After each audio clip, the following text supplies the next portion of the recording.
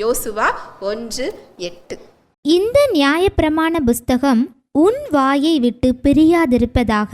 இதில் எழுதியிருக்கிறவைகளின் படியெல்லாம் நீ செய்ய கவனமாயிருக்கும்படி இரவும் பகலும் அதை தியானித்து கொண்டிருப்பாயாக.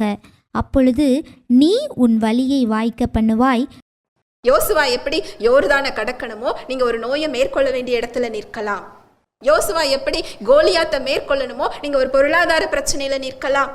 எல்லாத்துக்கும் ஃபார்முலா என்னதுதான்? இரவும் பகலும் அவரது வார்த்தையை தியானிக்கணும். அப்பொழுது நாம் நம் வழியை என்ன செய்வோம்? வாய்க்க பண்ணுவோம். அப்ப நான் சுகத்தை பெற்றுக்கொள்றது யார் கையில இருக்கு? நம்ம கையில இருக்கு. ஏன்னா தேவனோட தயவு சிலுவையில் வெளிப்பட்டு விட்டது. அவருடைய அன்பும் இரக்கமும் சிலுவையில் அவர் என்ன செஞ்சிட்டாரு?